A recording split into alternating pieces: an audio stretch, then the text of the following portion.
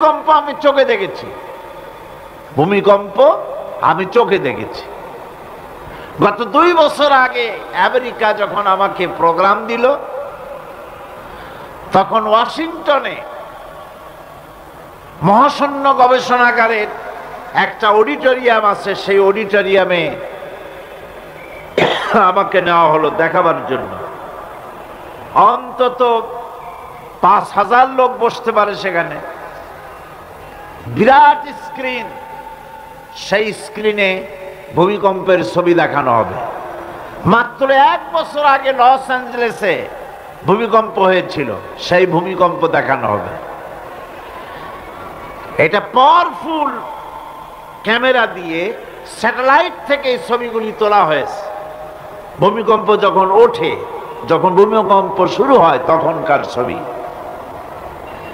আমি দেখতে লাগলাম। ভূমিকম্প শুরু হয়েছে, নদীর ভিতরে, সমুদ্রের ভিতরে যেভাবে এরকম ঢেউ হয়, মাটির ভিতরে এরকম ঢেউ হচ্ছে। সমস্ত গাছপালা শুয়ে পড়তেছে। 4 তলা, 5 তলা, 6 তলা রাস্তা সেদেশে।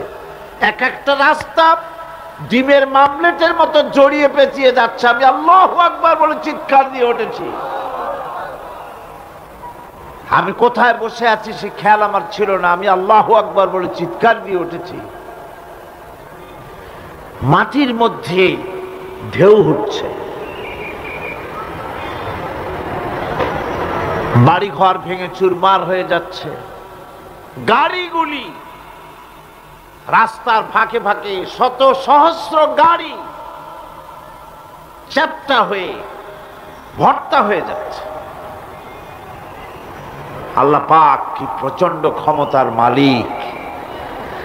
তিনি রহমত করে এ জমিনকে সুন্দর স্থিতি স্থাপক, একটা স্থিতিশীলতা করে দিয়েছেন। এই পৃথিবী যেন আমাদের নিয়ে নড়াচড়া করতে না পারে, সেজন্য আল্লাহ পাক পাহাড় সৃষ্টি করেছেন।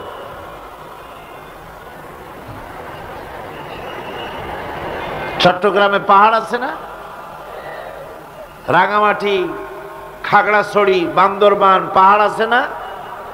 আচ্ছা, লোকেরা এই পাহাড়ের উপকারিতা বোঝে না, সমানে পাহাড় কাটে। যারা পাহাড় কাটেন তারা আত্মঘাতী কাজ করেন। তারা পৃথিবীর মানুষের ক্ষতি করেন। পাহাড় আল্লাহ পাক তৈরি করেছেন। আল্লাহ কোন জিনিস খেলতামশার জন্য তৈরি করেন নাই। গতকাল এই আয়াতটি আমি পড়েছিলাম,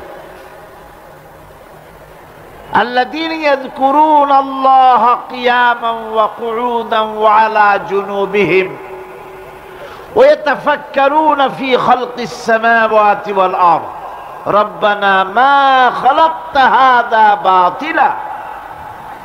নিরর্থক করে আল্লাহ পাক কোন জিনিসকে তৈরি করেন নাই।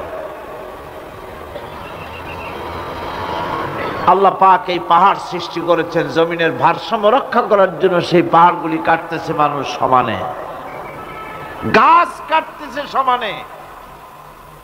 এতে করে প্রকৃতির ভারসাম্য নষ্ট হয়ে যাচ্ছে। এগুলি সব আল্লাহ পাকের রহমত, সবগুলি আল্লাহ পাকের নিয়ামত। খালি খালি আল্লাহ কিচ্ছু তৈরি করেন নাই। ব্যাঙগুলারে জনমের মতো খাইয়া ব্যাঙের ব্যবসা করে, চীনের কাছে ব্যাঙ বিক্রি করে এখন বাংলাদেশ মহাবিপদে পড়েছে। এখন ব্যাঙ কোথায় পাওয়া যায় তাই তালাশ করে। কারণ এই ব্যাঙের উপকারিতা আগে জানা ছিল না।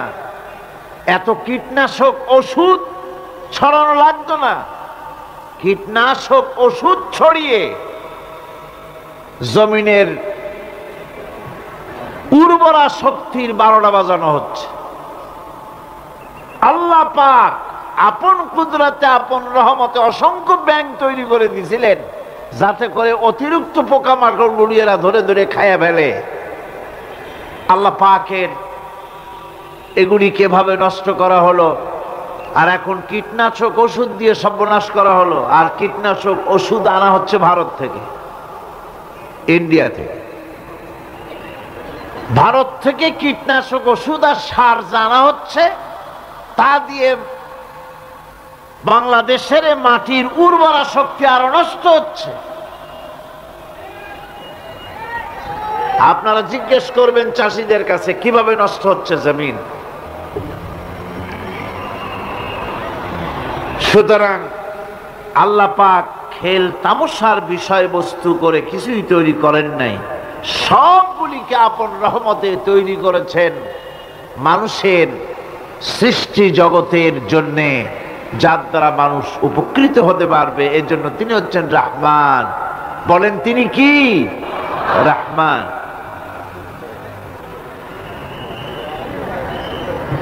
আল্লাহ রাব্বুল আলামিন জমিন সৃষ্টি করলেন, পাহাড় দিলেন, গাছপালা তরুলতা তৈরি করে দিলেন।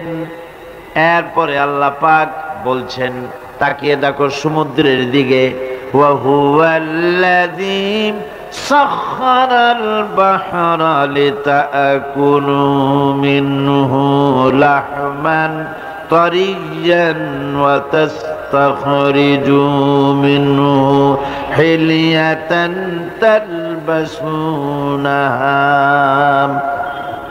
সমুদ্রের দিকে লক্ষ্য করে দেখো, এই সমুদ্রকে তোমাদের অনুগত করে দিয়েছি।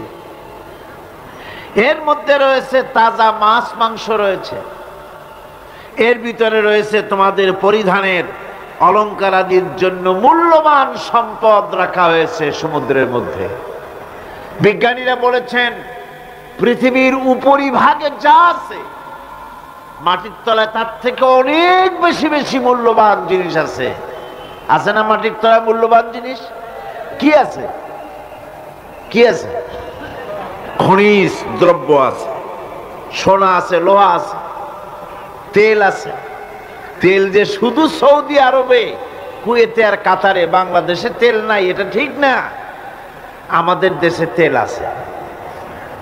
আল্লাহ তেল আমাদের দেশে দিয়েছেন, তবে অতটা না হলেও কিছুটা তো দিয়েছেন। কারণ সব জায়গায় এক রকমের নিয়ামত দেওয়া হয় না, এক এক দেশে এক এক রকমের নিয়ামত আল্লাহ পাক দেন। আমাদের দেশে যা আছে তা আবার সৌদি আরবে নাই। আমাদের দেশে বেল আছে, চালতি আছে, গাম আছে, এগুলি আছে সৌদি আরবে। আমাদের দেশে চা আছে, পাট আছে। আমার দেশেও তেল আছে। মাঝে মধ্যে তেলের কুয়া সিলেটের হরিপুর থেকে, বাখরাবাদ থেকে, ভোলা থেকে, বিভিন্ন জায়গা থেকে তেলের কুয়া বের করে দেখানো হয়। তেল আছে। যারা ক্ষমতাসীন, যারা সরকার, যারা দেশ চালাও, যদি আমারে সেজদা দাও, যদি নামাজি হও, কোরআনের সাথে বিরোধিতা যদি না করো, যদি কোরআন সুন্নাহর শাসন প্রতিষ্ঠা করো, এ ধরনের অসংখ্য তেল বের করে দেব। কিন্তু কিন্তু বারবার উমরা করে, হাতে তসবিহ ধারণ করে, মাথায় পট্টি বেঁধে যদি ইসলামের সাথে নাফরমানি করা হয়, তোমাদের তেল আল্লাহ পাক বের করে ছাড়বেন। আল্লাহ পাক বাহানা পছন্দ করেন না। এই জমিনে ফসল আছে, অসংখ্য ফসল আল্লাহ পাক দিয়েছেন, অসংখ্য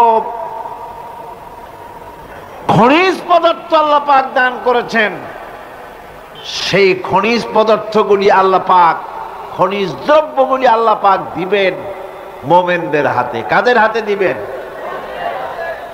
আল্লাহ পাক বলেছেন, ওয়ালাউ আন্না আহলাল কুরা আমানু ওয়াত্তাকাউ লাফাতাহনা আলাইহিম বারাকাতিম মিনাস সামাই ওয়াল আরদ। দেশের লোকেরা, জনপদের লোকেরা যদি আমার উপর ঈমান আনে আর আমার কি ভয় করার নীতি যদি অবলম্বন করে চলে, তাহলে ওই দেশের মানুষের জন্য আকাশ আর জমিনের সব বরকতের দরজা আমি আল্লাহ খুলে দেব। নিয়ামতের অভাব নাই, যথেষ্ট নিয়ামত আল্লাহ পাকের আছে। তাহলে বললাম এই পৃথিবীর উপরিভাগে যত নিয়ামত আছে পৃথিবীর ভেতরে এর থেকে কম নাই। কত ভিতরে? এই ভিতরে যাওয়ার জন্য একবার একটা চেষ্টা হলো। আমেরিকার ওকলাহামা সিটি, এটি একটি স্টেট। এই স্টেটের পাশে একটা জায়গা বেছে নেওয়া হলো যে পৃথিবী, তাদের ধারণা ছিল যে মাটি খুঁড়তে খুঁড়তে এর পৃথিবীর অপর পৃষ্ঠে যাওয়ার জন্য একটা আন্ডারগ্রাউন্ড রাস্তা করা যায় নাকি।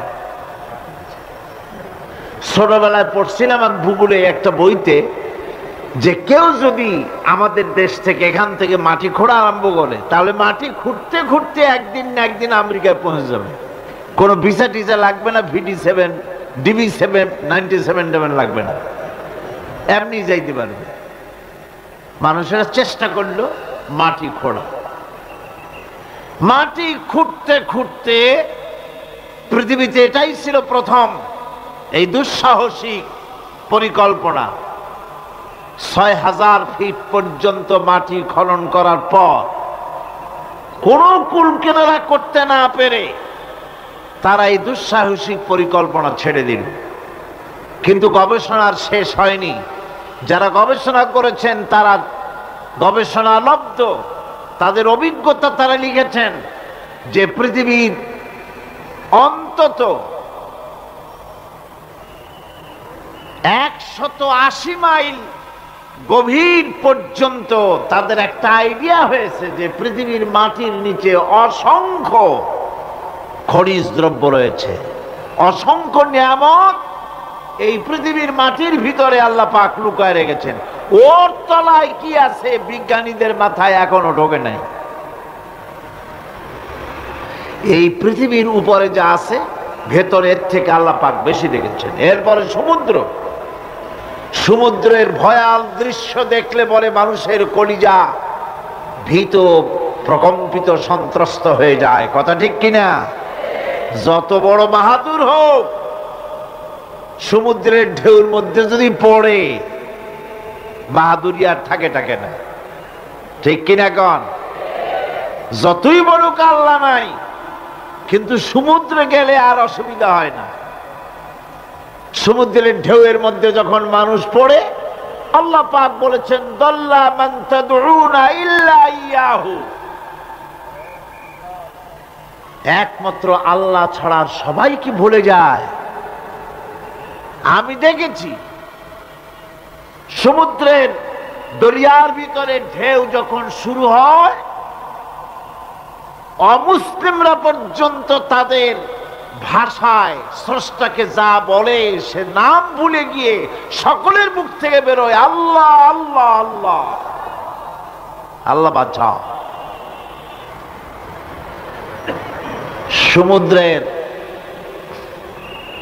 সমুদ্র বিরাট রহস্য,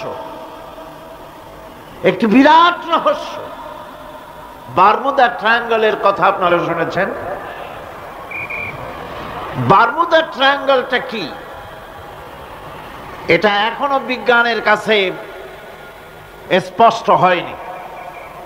বারমুদা ট্রায়াঙ্গলের যে এরিয়া আছে, প্রশান্ত মহাসাগর এবং আটলান্টিক মহাসাগরের মোহনায়, এইখান থেকে যখন কোনো প্লেন যায় অথবা কোনো জাহাজের রেঞ্জে আসে, প্লেন হারিয়ে যায়, জাহাজ হারিয়ে যায়, কোথায় যায় কেউ হদিস করতে পারে না।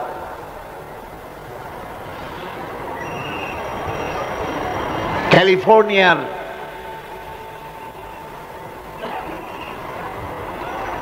লস অ্যাঞ্জেলেসে যখন আমার প্রোগ্রাম হচ্ছিল, তখন একটি শহরে আমাকে নেওয়া হয়েছিল, সান দিয়েগো শহরের নাম। সান দিয়েগোতে ওয়ার্ল্ড সি, যেখানে সি ওয়ার্ল্ড যেখানে আছে, সেইখানে বারমুদা ট্রায়াঙ্গল কি জিনিস তার অনুমতি দেওয়ার জন্য তারা ওখানে একটা আইডিয়া করার জন্য কিছু এনভায়রনমেন্ট তৈরি করে রেখেছে। 50 লোক একসঙ্গে ঢুকতে পারে। তা আমরা সেখানে ঢুকলাম, টিকিট করে ঢুকতে হয়। চেয়ারে বসার পর প্লেনের মতো সিট বেল্ট দিয়ে কোমর বেঁধে নিতে হয়। এরপরে লাইটগুলি অফ হয়ে গেল। তারপরে দেখা গেল সামনে বিরাট স্ক্রিনে সমুদ্র ভেসে উঠেছে, সমুদ্রের ঢেউ শুরু হয়েছে, ধারা বিবরণী আসতেছে মাইকে যে আমরা এখন সমুদ্রের ভিতর দিয়ে চলছি। এটা ছিল সমুদ্রের পারে, আমরা যেখানে বসছি এই বিল্ডিংটা এরকম এরকম করতেছে। এখন আমার ধারণা হয়েছে সত্যি বুঝি সমুদ্রের মধ্যে গিয়ে নামছে। সামনে দেখা যাচ্ছে বিরাট হাঙ্গর আসতেছে, বড় রকমের পাহাড় আসতেছে, এই পাহাড়ের সাথে টক্করে এখনই লাগবে। এই কথা বলতে না বলতে উপরে একটা শব্দ হলো, আর পানি বৃষ্টির মতো গায়ের উপরে পড়া আরম্ভ করলো। আমি তো চিন্তাই করতে লাগলাম, আল্লাহ এখানে ঢুকলাম কেন? বারমুদা ট্রায়াঙ্গল মারাত্মক অভিজ্ঞতা। এই সমুদ্র মহাসমুদ্রের ভিতর আল্লাহ রাব্বুল আলামিন অসংখ্য রহস্য রেখে দিয়েছেন, যা বিজ্ঞানীরা উদ্ঘাটন করতে পারেনি। এই মহাসমুদ্রের ভিতরে রয়েছে ম্যাগনেটিক পাহাড় পানির তলায়, যদি রাডারে ধরা না পড়ে জাহাজে, তাহলে এর রেঞ্জের ভিতরে আসলে এমন আকর্ষণে টেনে নেবে, পাহাড়ের সাথে লেগে টক করে লেগে জাহাজ চানাচুর হয়ে যাবে। এই মহাসমুদ্রের ভেতরে আল্লাহ পাক মাছ রেখেছেন, অসংখ্য মাছ রয়েছে, অসংখ্য ধরনের প্রাণী রয়েছে। আর তিনি এমন রহমান, প্রত্যেকটি প্রাণীর আবার আত্মরক্ষার জন্য হাতিয়ার তার সাথে সাথে দিয়ে দিয়েছেন।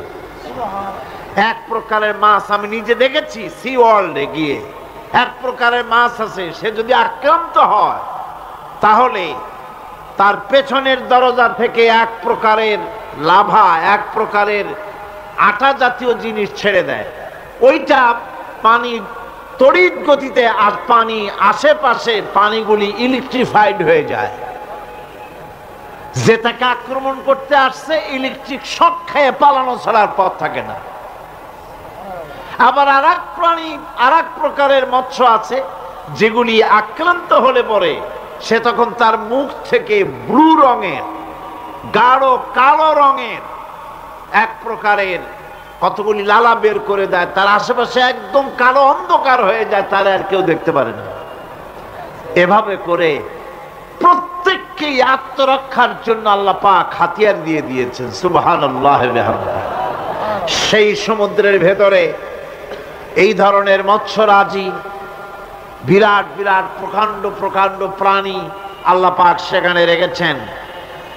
এরপরে এই সমুদ্রের মধ্যে রয়েছে মণিমুক্তা। আল্লাহ পাক বলছেন তোমরা পোশাক তৈরি করবে, তোমাদের স্ত্রীদের জন্য অলংকার আদি তৈরি করবে, সেজন্য ওর ভিতরে মণিমুক্তা মহামূল্যবান জিনিস এই সমুদ্রের ভেতরে আমি দিয়ে রেখেছি। আপন কুদরতে, আপন মেহেরবানিতে, কেউ আমার কাছে চায় নাই, আমি নিজের থেকে তোমাদের সমস্ত প্রয়োজন মিটিয়েছি, যা লাগবে সব জোগাড় করে দিয়েছি। এখন দেখুন আল্লাহ রাব্বুল আলামিন তার রহমতের নমুনা প্রাণী জগতের দিকে লক্ষ্য করে দেখেন। আল্লাহ রাব্বুল আলামিন সমস্ত প্রাণী জগৎ, দুনিয়ায় মানুষ বাদে যত প্রাণী আছে সমস্ত প্রাণীর দিকে তাকান। মানুষের কথা তো গতকাল বলেছি। সমস্ত প্রাণীগুলি কি আল্লাহ রাব্বুল আলামিন তাদের সাথে তাদের সমস্ত জিনিস দিয়ে দিয়েছেন। এর মধ্যে কোনোটাকে আল্লাহ পাক বোঝা বহন করার জন্য কোনো প্রাণীকে তৈরি করেছেন, আবার মানুষের জন্য, জিহাদের জন্য, যুদ্ধ করার জন্য কোনো প্রাণী তৈরি করেছেন, চাষাবাদ করার জন্য প্রাণী তৈরি করে দিয়েছেন। কোরআন বলছি ওয়াল আনআমা খালাকাহা লাকুম ফিহা দিফউন ওয়া মানাফিউ ওয়া মিনহা তাআকুলুন। তিনি বিভিন্ন ধরনের জীব পয়দা করেছেন, যার থেকে তোমাদের শীতের পোশাক এবং অন্যান্য কল্যাণকর কাজ যেন তোমরা করতে পারো, সেজন্য পশুর গায়ে যে পশম দেওয়া হয়েছে, এতে পশুরও কাজ হয়। আবার এই পশমগুলি গ্রীষ্মকালে কেটে নিয়ে তাই দিয়ে মানুষের শীতবস্ত্র তৈরি করা হচ্ছে। আপনার গায়ের, আপনার গলার মাফলার, আপনার সোয়েটার, আপনার চাদর, আপনার কম্বল, এগুলি আল্লাহ পাক তৈরি করার জন্য দুনিয়ার যত প্রাণী তৈরি করেছেন, প্রাণীগুলির গায়ে, চতুষ্পদ জন্তুর গায়ে পশম দিয়ে, সেগুলি দিয়ে এগুলি তৈরি করার ব্যবস্থা করেছেন। আবার আল্লাহ রাব্বুল আলামিন বলেন, ওয়ালাকুম ফিহা জামালুন হিনা তুরিহুনা ওয়া হিনা তাসরাহুন। যখন সেগুলি মাঠে সকাল বেলায় চড়তে নামে, আবার বিকেল বেলায় যখন পালবদ্ধ হয়ে বিকেল বেলায় যখন ঘরে ফেরে, তখন দেখার এক সৌন্দর্য এমন হয় যা সত্যি উপভোগ্য। লক্ষ্য করে দেখবেন, এগুলি শহরে কম দেখা যায়, গ্রাম্য অঞ্চলে মাঝে মধ্যে যাবেন, গ্রামের লোকই আপনারা অধিকাংশ এখানে আছেন, আপনারা দেখবেন সকাল বেলায় যখন পালে পালে গরু, ছাগল, মহিষ ইত্যাদি যেতে থাকে, সকাল বেলায় সূর্য যখন উঠে সেই সময় যখন এগুলি যেতে থাকে, তখন তার দেখার একটা দৃশ্য দারুণ লাগে। আবার যখন সন্ধ্যা বেলায় গোধূলি লগ্নে যখন সূর্য লাল হয়ে পশ্চিম দিগন্তে অস্তমিত হতে যায়, তখন শত শত গরু, ভেড়া, ছাগল পাল ধরে মাঠের মধ্য দিয়ে যখন বাড়ির দিকে রওনা করে, আল্লাহ পাক বলেন এই দৃশ্য অত্যন্ত উপভোগ্য। যারা সত্যি এগুলি দেখে, উপভোগ করে, তারা বুঝতে পারে যে আল্লাহ পাকের নিয়ামত সব দিকেই আল্লাহ পাক এভাবে ছড়িয়ে রেখেছেন। এভাবে করে ওয়াতাহমিলু আসফালাকুম ইলা বালাদিন লাম তাকুনু বালিগিহিম ইল্লা বিশাক্কিল আনফুস। আল্লাহ পাক বলেন, এভাবে করে আমি জন্তু জীব তৈরি করেছি যারা তোমাদের বোঝাগুলি এক শহর থেকে আর এক শহরে, এক গ্রাম থেকে আর এক গ্রামে বোঝাগুলি বহন করে নিয়ে যায়। এভাবে আমি যদি চতুষ্পদ জন্তু তৈরি না করতাম, তোমরা নিজেরা ঘাড়ে করে, পিঠে করে এ বোঝাগুলি বহন করা বড়ই কষ্টসাধ্য হয়ে যেত। উটের পিঠে করে, গাধার পিঠে করে, গরুর গাড়ি বানায়া, হাতির পিঠে করে, কত বিরাট বিরাট বোঝা, টনকে টন বোঝা এভাবে পশু দিয়ে টেনে নেওয়া হয়। আল্লাহ পাক বলছেন এগুলি আমার রহমত। এরপরে এই পশুর ভিতরে হালাল বস্তু তৈরি করে তোমার খাবারের ব্যবস্থা করেছি। ওয়া ইন্না লাকুম ফিল আনআমি লাইবরা নুসকিকুম মিম্মা ফি বুতুনিহি মিন বাইনি ফারসিন ওয়া দামিন লাবানান খালিসান সাইগান লিশারিবিন। তোমাদের চতুষ্পদ জন্তুর মধ্যে দেখবে বুদ্ধিমান, দূরদৃষ্টি সম্পর্ক লোক যারা, তাদের জন্য আমি এর মধ্যে নিদর্শন রেখেছি। তোমাদের দুগ্ধবতী গাভীগুলি, যার দ্বারা তোমরা দুধ পাও, এগুলি জমিনের ঘাস খেলো, খড় খেলো, আর এর দ্বারা রক্ত তৈরি হলো, পায়খানা তৈরি হলো, পেশাব তৈরি হলো, পাশাপাশি রাস্তা দিয়ে পরিষ্কার সুস্বাদু দুধ আমি আল্লাহ রাব্বুল আলামিন তোমাদের জন্য দান করেছি। এত নিয়ামত আল্লাহ পাক দিলেন, আল্লাহ পাকের বিনিময় কিছুই চান নাই। কিছু চাইছেন নাকি? বলেন, কিছু চেয়েছেন? কিছুই চান না। দেখেন, এই যে ঠান্ডা মৌসুম চলছে, এখন কি মৌসুম? শীতের মৌসুম, এই পৃথিবীটাকে আমরা আমাদের একটা রুমকে যদি ঠান্ডা করতে চাই তাহলে আমরা কি লাগাই? রুমে এসি লাগাই। প্রত্যেক মাসে বিল দেওয়া লাগে না লাগে না? বিল দিতে হয়। একটা রুম এসি দিয়ে ঠান্ডা করতে প্রত্যেক মাসে 500, 1000, 2000, 2500 রুম হিসাবে এর ভাড়া দেওয়া লাগে, এর চার্জ দিতে হয়। এত বড় বিশ্বটা আল্লাহ পাক ঠান্ডা করে ফেলেছেন। কত বড় এসি প্লান্ট আল্লাহ পাকের, সুবহানাল্লাহ। কত বড় এসি আল্লাহ ফেলে দিয়েছেন। এখন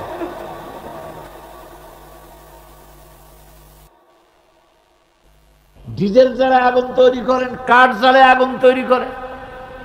পৃথিবীর মানুষের হাতে আগুন জ্বালাবার, উত্তাপ সৃষ্টি করার যত রকমের টেকনোলজি আছে সব যদি একত্রিত করা হয়, সূর্য প্রতি সেকেন্ডে যে তাপ বিকিরণ করে পৃথিবীর জন্য, সারা পৃথিবীর সমস্ত মানুষ এক জায়গায় হইয়া কিয়ামত পর্যন্ত প্রচেষ্টা করিও ওই 1 সেকেন্ডের তাপ তৈরি করতে পারবে?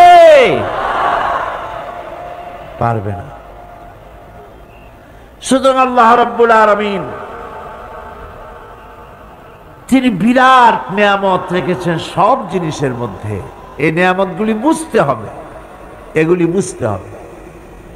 এই জন্য আল্লাহ রাব্বুল আলামিনের নবী বলেছেন, আল্লাহর সৃষ্টি জগতের উপরে, তার সৃষ্টি নৈপুণ্যতার উপরে কেউ যদি গবেষণা করে, চিন্তা করে 1 ঘন্টা, আল্লাহ পাক তার আমলনামায় 60 বছরের নফল ইবাদতের সব লিখে দিবেন। কি সোজা কথা। চিন্তা করতে হবে, গবেষণা করতে হবে আল্লাহ পাক কি নিয়ামত দিয়েছেন। ওয়ামা বিকুম মিন নি'মাতিন ফামিনাল্লাহ। যত নিয়ামত আমরা পেয়েছি সব কার কাছ থেকে? জোরে সোরে চিল্লায় কোন কার কাছ থেকে? সমস্ত নিয়ামত এসেছে আল্লাহ পাকের কাছে। আল্লাহ রাব্বুল আলামিন বলেন তিনি হচ্ছেন রহমান। ওয়াল্লাহু জাআলা লাকুম মিন বুয়ুতিকুম সাকানান ওয়া জাআলা লাকুম মিন জুলুদিল আনআমি বুয়ুতা। আল্লাহ পাক বলছেন তোমাদের জন্য তোমাদের ঘর সমূহকে আল্লাহ পাক স্থিতি লাভের, স্বস্তি শান্তি লাভ করার জন্য আল্লাহ পাক একটা স্থান করে দিয়েছেন, জায়গা করে দিয়েছেন। আমরা যে ঘর বানাই, এই ঘর বানাবার পেছনে আল্লাহ পাকের কত বড় নিয়ামত। ঘর একটা বানাতে হলে খুঁটি লাগবে। খুঁটি কোত্থেকে আসছে বলেন? কোত্থেকে? গাছের থেকে খুঁটি পেয়েছেন। কিসের থেকে পেয়েছেন? গাছ কাঠ। শুধু খুঁটিতে ঘর হবে না, এরপরে খুঁটি হয়ে গেল, চাল লাগবে। চাল দেবেন কি দিয়ে? খড় দিয়া দেন, টিন দিয়া দেন, টালি দিয়া দেন, যা দিয়া দিবেন সেটা হচ্ছে কার? জোরে কর। শুধু খুঁটি আর চাল হলে হবে না, বেড়া লাগবে, দরজা লাগবে, জানালা লাগবে, যা কিছু দরকার। আল্লাহ বলেন তোমার এই শান্তির ঘরটার পেছনে আমার নিয়ামত, আমার রহমত কাজ করেছে। আবার শীত প্রধান দেশে যেখানে বিল্ডিং এও কাজ হবে না, যেখানে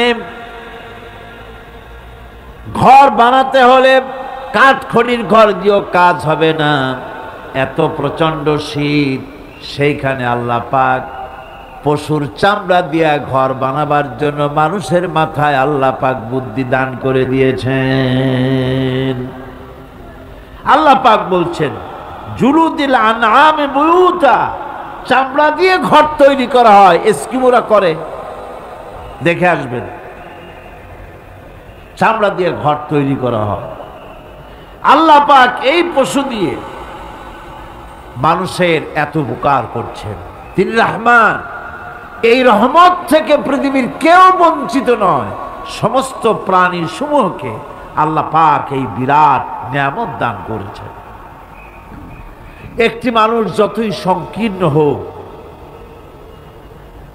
অসভ্য জীবনযাপন করুক, ইলিটারেট হোক, মূর্খ হোক, লেখাপড়া কিচ্ছু জানে না, একটা পর্ণ কুটিরের ভিতর এক কৃষক বাস করে, সেও যদি চিন্তা করে তাহলে অন্তত এতটুকু উপলব্ধি তার আসবে যে সে অসুখ হলে পরে তার আশেপাশে লতা গুল্ম গাছের শিকড় বেটে খেলে পরে তার অসুখ ভালো হয়ে যায়, ঠিক কিনা?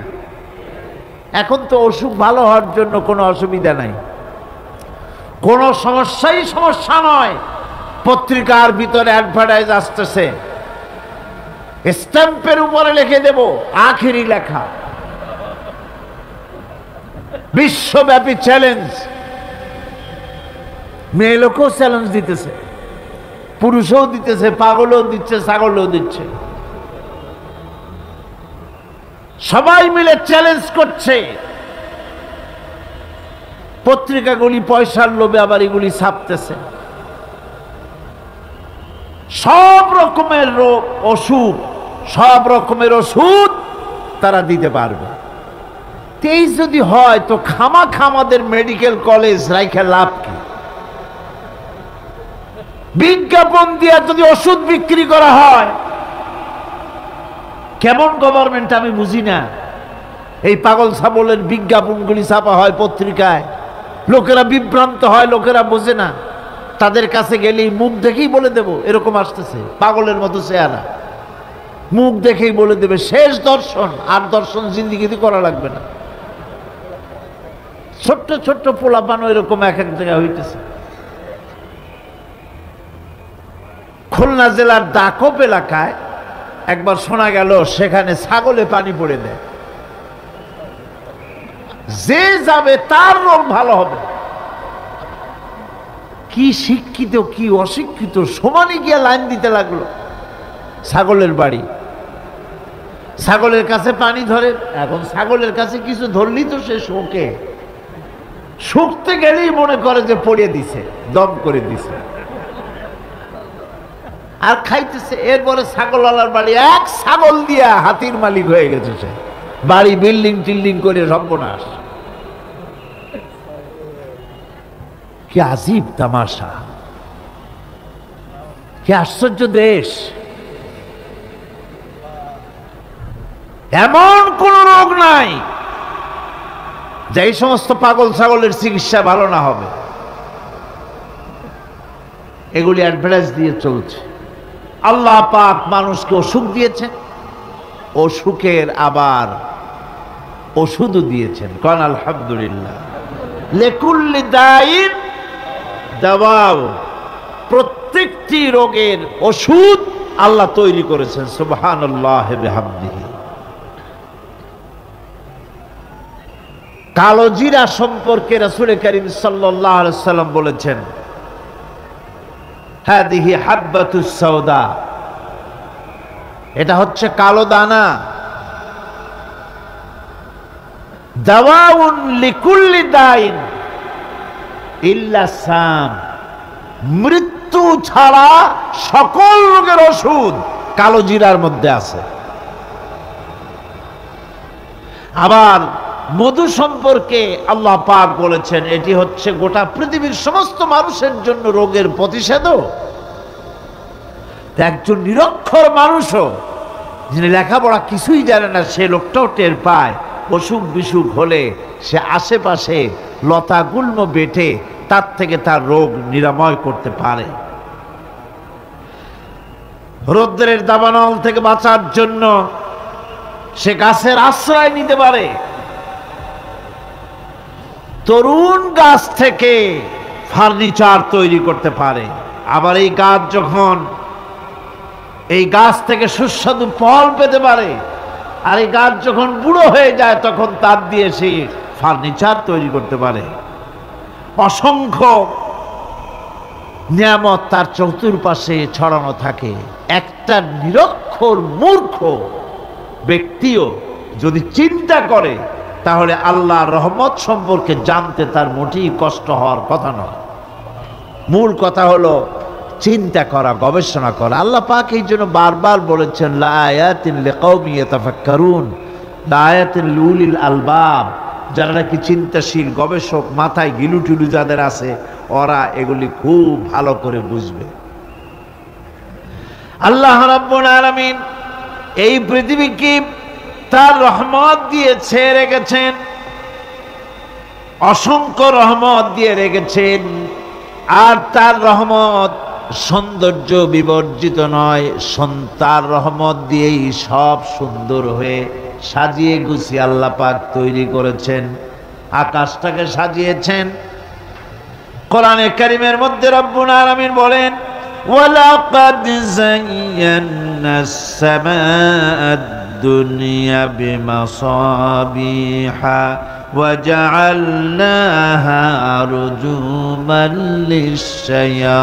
للشياطين।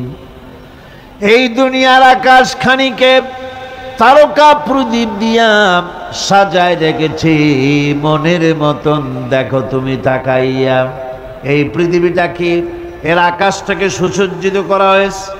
আল্লাহ পাক সৌন্দর্যবোধ এত বেশি, যা গতকাল আমি আলোচনায় বলেছি, রব্বুল আলামিন তার আপন রহমত দিয়া, কুদরত দিয়ে এই পৃথিবী সব সাজিয়ে গুছায় দিয়েছেন। আল্লাহ পাক বলছেন ইন্না ফি খালকিস সামাওয়াতি ওয়াল আরদি ওয়া ইখতিলাফিল লাইলি ওয়ান নাহার লাআয়াতিন লিউলিল আলবাব। নিঃসন্দেহে এই পৃথিবী যারা জ্ঞানবান, যারা চিন্তাশীল, তারা আকাশ এবং জমিনের সৃষ্টির ব্যাপারে চিন্তা করবে, রাত এবং দিনের পরিবর্তনের ব্যাপারে তারা গবেষণা করবে। রাত দিনের পার্থক্য মানুষের জীবনকে পদ্ধতিগত দিক থেকে দুই ভাগে বিভক্ত করেছে। একটা হচ্ছে দিন আর একটা হচ্ছে রাত। وَجَعَلْنَا اللَّيْلَ لِبَاسًا وَجَعَلْنَا النَّهَارَ مَعَاشًا। আল্লাহ পাক বলেন আমি দিনকে রুজি রোজগার করার জন্য, কামাই রোজগার করার জন্য দিন তৈরি করেছি, আর আরাম করার জন্য আমি রাতকে তোমাদের জন্য আচ্ছাদন করে দিয়েছি, তোমাদের জন্য রাতকে আরাম করার জন্য করে দিয়েছি। দিনের বেলায় কাজ করবে, রাতের বেলায় আরাম করবে। ঘুম আল্লাহর একটি নিয়ামত। ঘুম আল্লাহর কি? আল্লাহর এক বিরাট নিয়ামত। সারাদিন কাজ করার পর মানুষ যখন ঘুমায় যায়, সারা দিনের ক্লান্তি এবং শ্রান্তি সব শরীর থেকে দূর হয়ে যায়।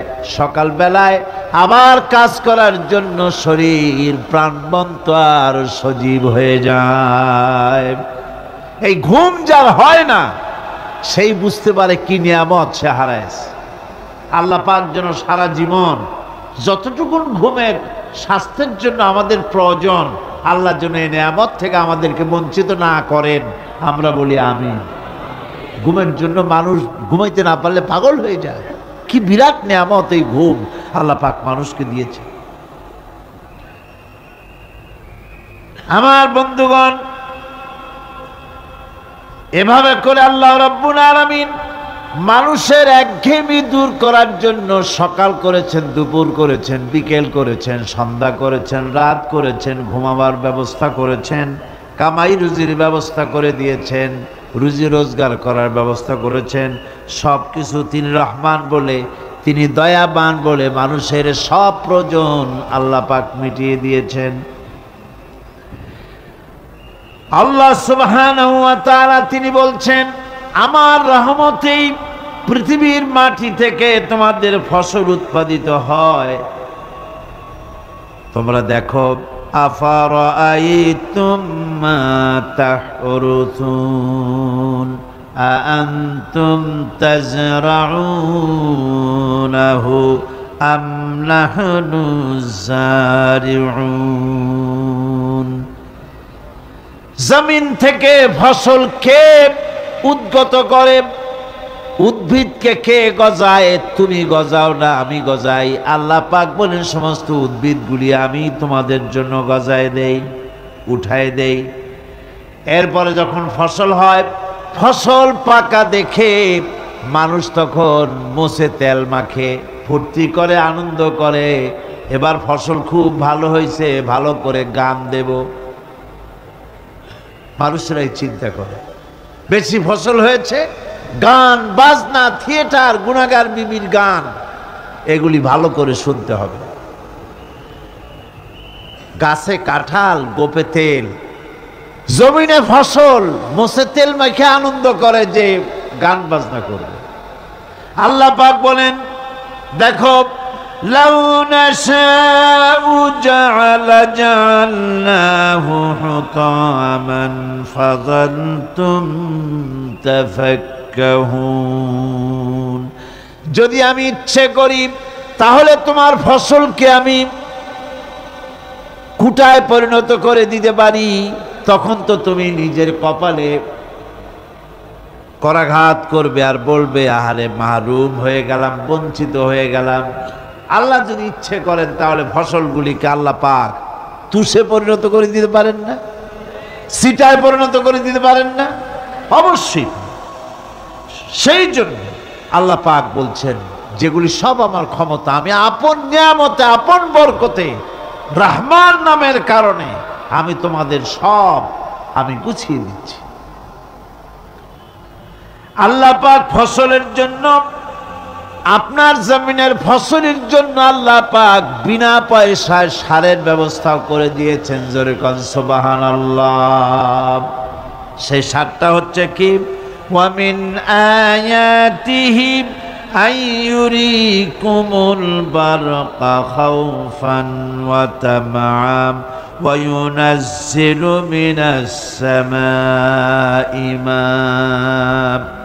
আল্লাহ পাক বলেন আমি আমার নিদর্শনাবলীর ভিতরে এটা হচ্ছে নিদর্শন যে আকাশে বিদ্যুৎ চমকায়, মেঘের গর্জন আর বিদ্যুতের চমক, এ সবগুলি আমার নিদর্শন। বৃষ্টির পানির সাথে এগুলি এসে জমিনের ফসলকে বৃদ্ধি করে দেয়। জোরে বলেন সুবহানাল্লাহ। কৃষিবিদরা বলেছেন যে বছর আকাশে যত বেশি বিদ্যুৎ চমকায় সে বছর জমিনের ফসল তত বেশি বৃদ্ধি পায়। বিনা পয়সায় এ ধরনের আল্লাহ পাক ব্যবস্থা করে দিচ্ছে। এরকম দরিয়ার মাছ, গোশত, তরি তরকারি, ফল, মৌসুম উপযোগী যা কিছু প্রয়োজন এ সব কে দিচ্ছেন? বলেন না কে দিচ্ছেন? ওয়ামা মিন দাব্বাতিন ফিল আরদি ইল্লা আলাল্লাহি রিজকুহা। এই পৃথিবীর বুকে এমন কোন বিচরণশীল জীব নাই যে জীবের রিজকের দায়িত্ব আল্লাহ পাক নিজ হাতে গ্রহণ করেন নাই। এবার দেখেন আল্লাহ পাক আরো বলছেন ওয়াকাইয়্যিম মিন দাব্বাতিন লা তাহমিলু রিজকুহা আল্লাহু ইয়ারযুকুহা ওয়া ইয়্যাকুম। বহুত প্রাণী এমন আছে যে প্রাণীরা রিজেককে সঞ্চয় করে না। আমাদের রিজক তো সঞ্চয় করা আছে, আমাদের ব্যাংকে টাকা আছে, গোলায় ধান আছে, চাউল আছে, আছে কিনা? কম থাকুক বেশি থাকুক আছে তো। কিন্তু পৃথিবীতে এমন বহু প্রাণী আছে যাদের কোনো সঞ্চয় নাই। এই ধরনের অসংখ্য প্রাণীকে আল্লাহ রাব্বুল আলামিন বলেন, এ ধরনের অসংখ্য প্রাণীকে আমি আল্লাহ রাব্বুল আলামিন তাদের খেতে দেই। সকালবেলায় খালি পেট নিয়ে সমস্ত প্রাণীগুলি ঘর থেকে বেরিয়ে যায়, পানি থেকে, গর্ত থেকে, জঙ্গল থেকে সব বেরিয়ে গেল ক্ষুধার্ত পেটে। আবার বিকালবেলা পর্যন্ত সারাদিন তাদের আহার জোগাড় করে তাদের পেট ভরাইয়া সবগুলিকে আপন আপন গৃহের মধ্যে আমি আল্লাহ ফিরায় দেই। সেই জন্য আল্লাহ পাক বলছেন, ইয়া আইয়ুহান নাসু যকুরু নি'মাতাল্লাহি আলাইকুম হাল মিন খালিকিন গায়রুল্লাহ ইয়ারযুকুকুম মিনাস সামাই ওয়াল আরদ লা ইলাহা ইল্লা হুয়া ফাআন্না তুফাকুন।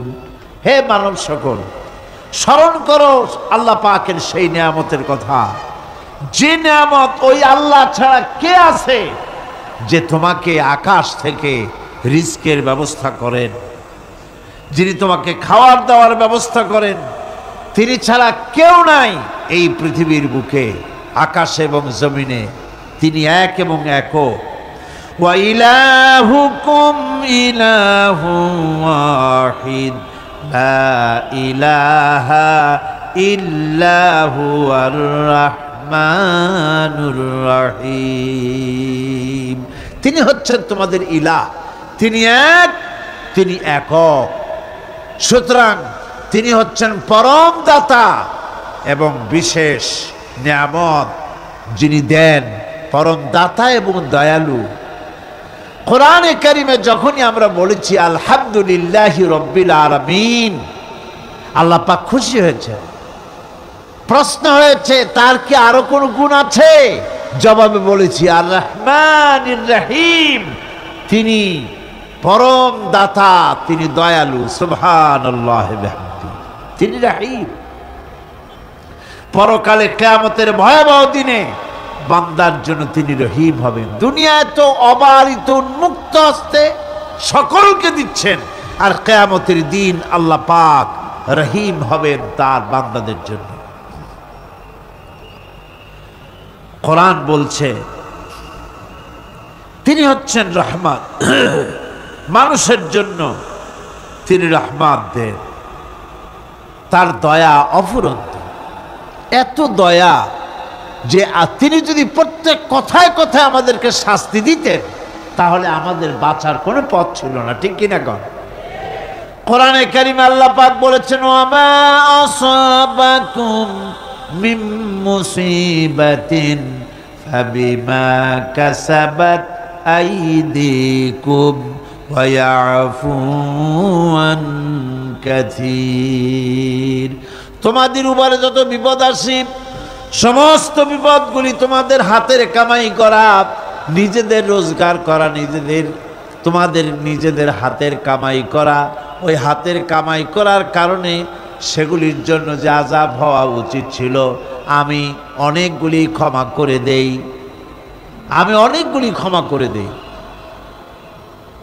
সব তোমাদের হাতের কামাইয়ের জন্যই বিপদ হয়, আর অনেকগুলি তো আমি ক্ষমা করে দেই। কথায় কথায় যদি প্রত্যেকটা ব্যাপারেই শাস্তি দিতাম তাহলে পৃথিবীতে শ্বাস ফেলার সময় তোমরা পেতে না।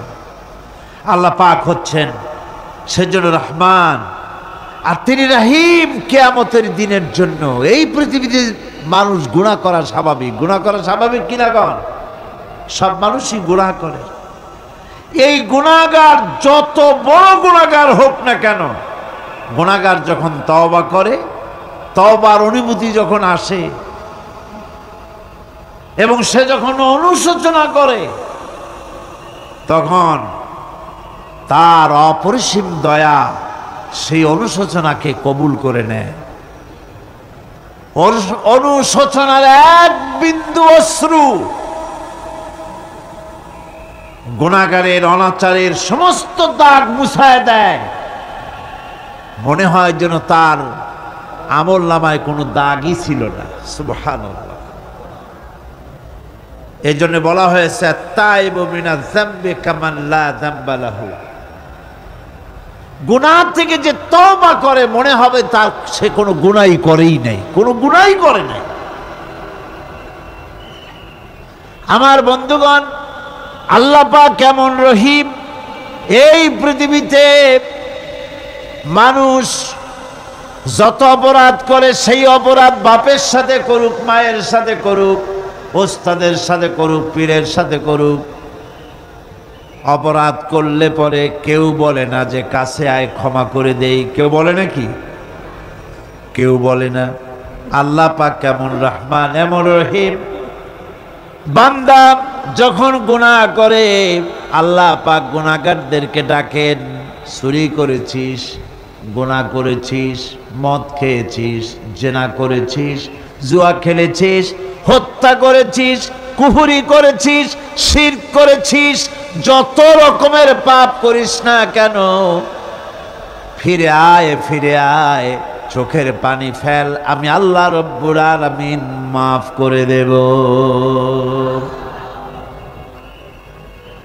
কোরআনে কারীম বলছে ইল্লা মান তাবা ওয়া আমানা ওয়া আমিলা আমালান সালিহান ফাউলাইকা ইউবাদদিলুল্লাহু সাইয়্যাতিহিম হাসানাতিন ওয়া কানাল্লাহু গফুরার রহিমা।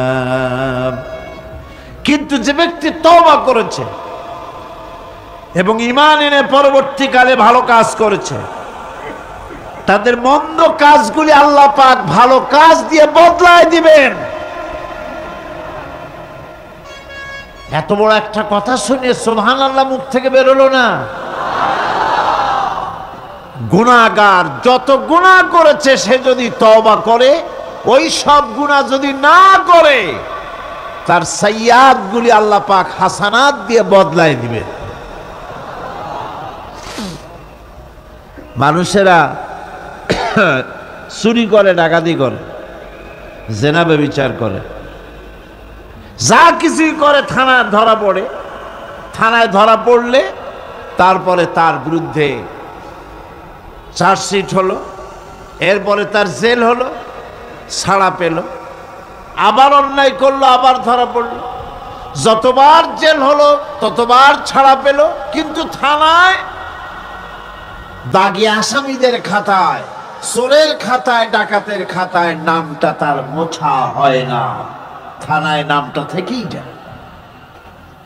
কিন্তু আল্লাহ রাব্বুল আলামিন এমন এক বিচারক, এমন রহমান, এমন রহিম, মানুষ যদি গুনাহ করে, যত বড় গুনাহ করুক, এই গুনার পরে সে যদি অনুশোচনা করে, তওবা করে, গুনাহ থেকে যদি ফিরে থাকে, আর যদি সেই গুনাহ না করে, আল্লাহ পাক বলেন শুধু মাফ করি না, গুনার খাতায় যে নামটা ছিল, নামটা আমি আল্লাহ মুছে ফেলে দেই।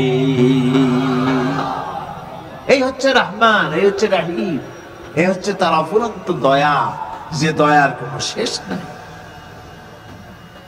এক্ষেত্রে আল্লাহ রাব্বুল আলামিন তার দয়া ও ক্ষমার বিশাল ব্যক্তির কথা উল্লেখ করেছেন, যার কোনো সীমা নেই। কোরআনে কারীম বলছে قل يا عبادي الذين أسرفوا على أنفسهم لا تقنطوا من رحمة الله।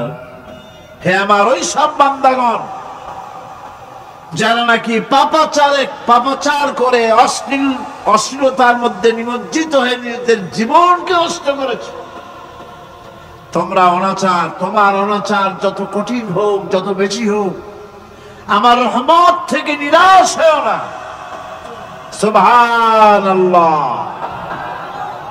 আমার রহমত থেকে নিরাশ হও না। যত বড় পাপ করে থাকো, আমার রহমত থেকে নিরাশ হও না। ইন্নাল্লাহা ইয়াগফিরুয-যুনুবা জামিআ ইন্নাহু হুয়াল গফুরুর রহিম। যদি তওবার মতো তওবা করতে পারো, যদি চোখের পানি দিয়া আল্লাহ পাককে রাজি করাইতে পারো, আল্লাহ পাক বলেন বান্দা যদি তওবা করে, খাঁটি যদি তওবা করে, জীবনে ওই সব গুনাহ যদি আর না করে, আল্লাহ পাক বলেন জিন্দেগীর সকল গুনাহ আমি রব্বুল আলামিন মাফ করে দেব। তিনি গফুর, তিনি রহিম, ক্ষমাশীল, এবং দয়াবান।